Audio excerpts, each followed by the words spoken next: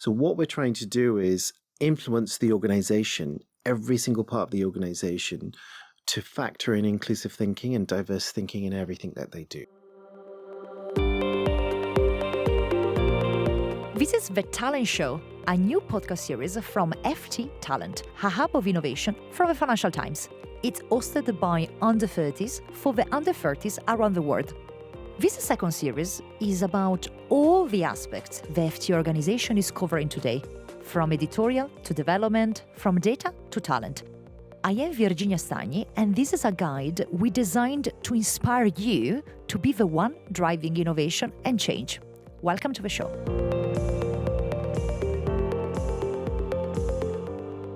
New episode of The Talent Show and a new episode of the second series of The Talent Show that is focusing on what the Financial Times organization is all about.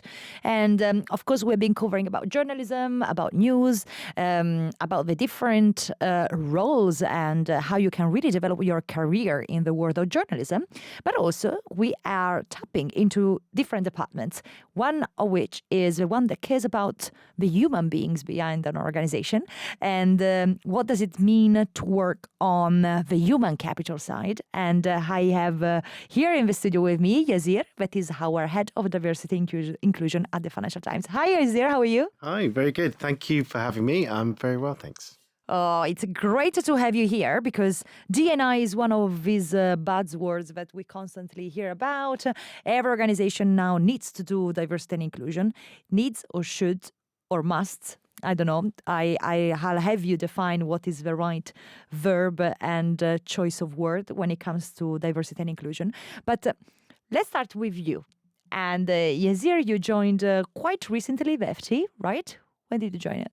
It's funny, actually. It's been a year and a half, a year and 5 months. It feels like yesterday, though. So, but I mean, like 18 months more or less into our organization here. And I would really love to know more about your personal journey, if you would like to share it with us. What brought you to diversity and inclusion? How did you become close with this area of focus for any organization out there? It's a great question. It's also a tough question because I guess the answer is it's been a very organic process. Mm-hmm. I think for me, such a privilege and very fortunate to be working in the space for diversity and inclusion. I call it a law of attraction in that I just naturally fell into this space based on my personal experience of growing up, my lived experiences. I also had a speech impairment, so I had a stammer, so I found it really hard to speak. So I think it's safe to say I straddled a lot of different diverse identities. And that journey has been tough, enlightening, an opportunity for me to develop and grow and really become passionate about including people into society based on my personal experiences of being excluded. It's very much a law of attraction. I think it's really interesting what you're saying about your, of course, personal background. How do you kind of separate this personal journey and any feelings you might have from your personal perspective on things to be a professional in this area? It's about how do you, through your own personal experience, understand what it takes to connect unheard and diverse and marginalized voices to mainstream media, because they're really important voices that need to be heard. There's really brilliant stories that need to be told, and helping connect those diverse voices to mainstream media. And actually, it's to the benefit of mainstream media to connect those voices, because whatever media organization you are, they really want to reflect the societies in which they publish and write about and talk about and have people talking about. So for me, that has been, I guess, the area that I'm most passionate about. So your question was, how do you separate the personal from the private, but how do you almost use that? For me, it's about showing the diversity within diversity. It's about understanding the nuances of how a storyteller tells a story and allowing them to tell a story in their own way versus teaching them the way to tell stories, which is very much very much subconsciously and also consciously riddled with biases in the way we tell stories. It's very much in a um, in a certain style, which is prevalent to the cultures in which we have here at the organization. So finding those ways to connect voices in, showing the value of those voices, but also doing the development to get people writing in the style of the publications or the output is really key, I think. What does a head of diversity and inclusion do for an organization? Can you walk us through your remit as well as how your day looks like here? It's a big question, I guess. So for me, it's doing two different things. One is to understand what it takes to create a level playing field, so equality of opportunity. What are the initiatives and programs you want to do in order to achieve that? So early careers program, talent development programs, specific outreach, specific partners to help promote your brand as an employer of choice for diversity, listening to your employees on all of the challenges they face with exclusion, because it's everywhere and it will always be everywhere. So I think it's about moving along the progress. And then what do you want to say to the outside world? So what's your story? So I think for me, it's about providing that whole vision and arc for the organization, bringing in best practice, bringing in some your own diagnostics and assessment, listening to the organization, but most importantly, guiding the organization on how everyone can play a part to be more inclusive. So in a way, it's culture, what the organization looks like, and what do we say to the outside world. It's very good lens that we need to put sometimes, on our glasses on how we are looking at things. And I think it's really important. But what have you seen are maybe the best misconceptions, best or worst in that sense, misconceptions around the word of D&I, and what maybe companies you've seen that are not really considering they should? It's a really great question. I think some good things have come up with diversity and inclusion over the last 2 to 3 years. Like we've had a tragic murder of George Floyd, which has unearthed really uncomfortable conversations around equity, particularly around race. I think the opportunity that's come out of that is organizations take it very seriously and strategically. The challenge is now is what role an organization plays in the wider societal conversation of equity. And I think that's still a very uncomfortable one. I think the biggest challenge I'm seeing today is a wider societal challenge. Is a lot of virtue signaling. We talk a good game. We say equity is important, but actually what sits behind it? And I think some of the traps organizations fail into, and this is why it's really great to be working for the FT, because I don't think we do it. We do this, is we talk about the importance of diversity, but actually don't back it up with any substantive work or plans or initiatives or effort. Because for me, a lot of research out there, Harvard Business Review, out there to says creating the right culture of inclusion and harmony for everyone is the way in which you achieve sustainable diversity. Focusing on just shiny gimmicks and little programs to make an organization look good externally will actually create a backlash. And I think for me, that's probably some of the challenges organizations face today. I am a big fan of what you just said about you need to have a talent, the diverse talent within the company. That's all in the nature of FT talent at the end of the day, right? Why we created it is like to really have, to be a door opener for diverse talent from the most diverse background, younger people to come into our organization. But what is really key to me is showcasing a business case around diversity. Would you denaturalize your role or what your team, for example, needs to do if you think more commercially and strategically around diversity and inclusion, or is actually something that we all should be doing? So what we're trying to do is influence the organization, every single part of the organization, to factor in inclusive thinking and diverse thinking in everything that they do and provide them with the guidance and steer for that. I think there's such a brilliant opportunity now because the traditional model for media organizations, whether it's The Guardian, Channel 4, BBC, the FT, we've had this monolithic view of bringing in talent from an early career, then you build and 15 years down the line, they're going to be an editor. I think the way the audiences in the world, just all types of audiences, the way it's saturated, the way they think and view, the way they have ideas of value and in ESG is so different. So we've got to be appealing, we've got to capture, and most of that is being very agile. So I think for us to be relevant in the world is to be connected with the way the Gen Z modern day consumer thinks, behaves, does, is interested in. They are interested in sustainability, climate change, values, ethics, diversity, equity. So if you as a business are not speaking to that and connected to that, then you're going to miss out. So for me, there's the missing out on potential talent and diverse readers. There's the missing out to your competitors who are going to be doing this and doing this really well.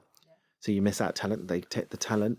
And also you're missing out on editorially rich stories and also creative and innovative thinking on how to survive as a business in the world of saturation. So your earlier point about the need to, the must have, and the value, the answer is you need to have all of those.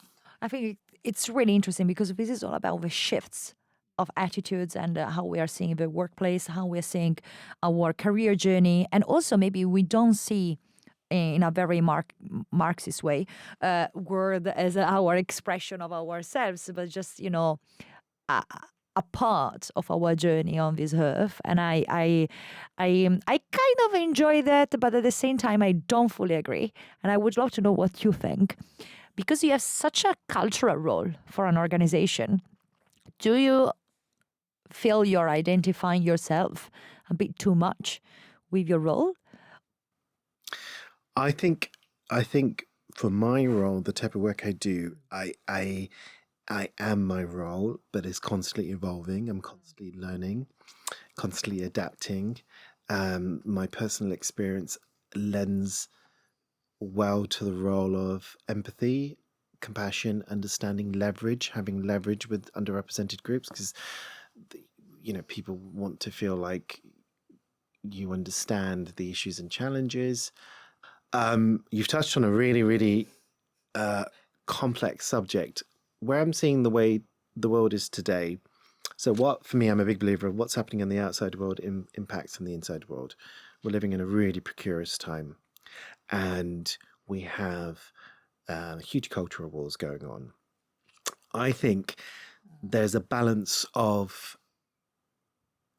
challenging the status quo, so the order in which we have, pushing them, changing them, challenging them, harnessing lived experiences, but doing it in a way which isn't about me as the individual. There is 2,500 employees here. Everyone's different. What we want to do is find a way that all voices are included, all voices feel like they feel part of this. My job is always to bridge the gap, is to have it, for us, our work to be something for everyone. Now that means taking the middle road. So you'll have extreme voices on the left, extreme voices on the right, probably may not feel connected to it, but I want to speak to the mainstream. It's so hard, and that's for me the constant evolution and learning and seeing what others are doing, and also trying to adapt, because I think we're never going to get this perfect. This is about moving along in the spectrum to be better. What you just said really made me think and reflect quite a lot around working for a cultural product. What do I mean by that? A cultural product is a newspaper, is a piece of music, is a theater show. As a second meaning, right? There is a symbol that is what the cultural product is bringing to the table, and is not just a laptop, a cup. And what you were saying about the different voices within the organization, well, it's what makes the organization beautiful. But at the same time, cultural products do have a tone of voice and do have a mission. How difficult, or how do you think, how are we doing this? Of bringing people that do believe in the mission, in the core mission of our cultural product first, and then secondly, we tick the box of, sorry the expression, but you know what I mean, of a certain diverse background. How do we balance that? We should be something for everyone, because the way we do our business reporting has really good key principles that anyone should connect to. So it should be attracted to anyone. My honest view of this now, having done diversity for 18 years, is it's a scale. We want to develop unheard diverse voices so they have a level playing field, but we want to engage with parts of the business who don't, or employees who don't fit the traditional categories, who feel diversity speaks to them and say they're included. They can also be an ally, so doing that educational piece, an ally. But for me, you do too much of one. Sorry, you do too much of initiatives to attract diverse talent. You're disengaged with this part of the business, who then won't be the allies, who then will perpetuate some of the exclusions. And then we see the same old story that people will come in, but they'll leave faster than they join.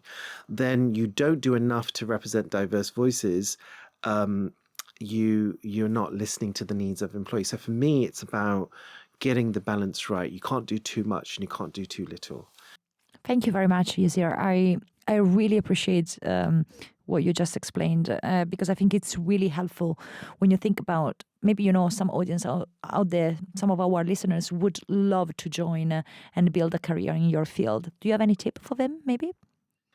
I think the tip is to really know and understand yourself, and to know that the role is brilliant in that you work across so many parts of the business, but you have to be really, really, you have to have courage and conviction, because you have to support those, and you have to support and raise, but you also have to manage up and be pragmatic. So the tips are, try to do work which caters for everyone and not just for a select few.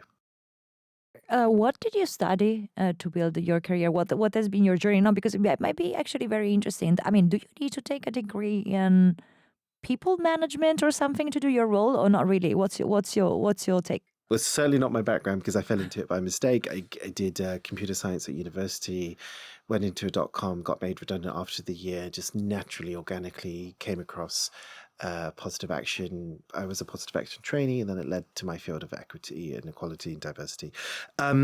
Today's world, there's a lot of courses, management courses on D&I. So I would say take those opportunities. The biggest skill that you need is to be curious about life and people, and be open-minded, and I think the rest will sort itself out. Thank you very much, Yasir.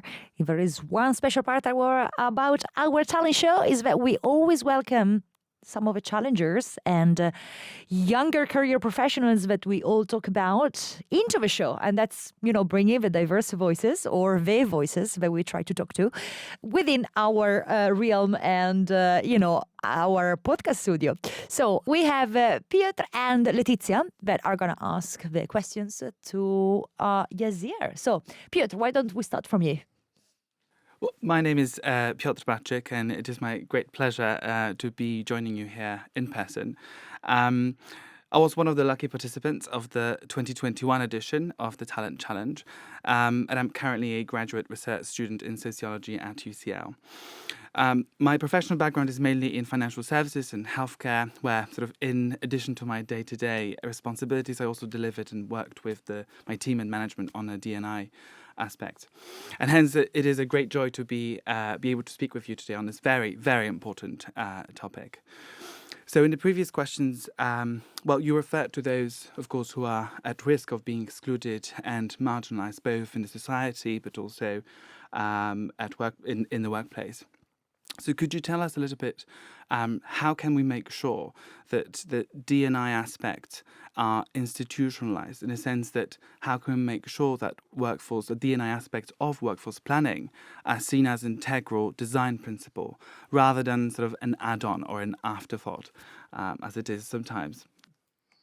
It's a really great question. Firstly, thank you. It's great to meet you, and thanks for your question. God, it's a tough question. So I think there's a number of ways to approach this. One is to work with key people across the organization to define what good looks like. So the question is, what would a diverse and inclusive organization look like? So if we were to fast track 3 years forward, and you would want to rate the FT on if we were good or not, what is that? Because it's quite subjective.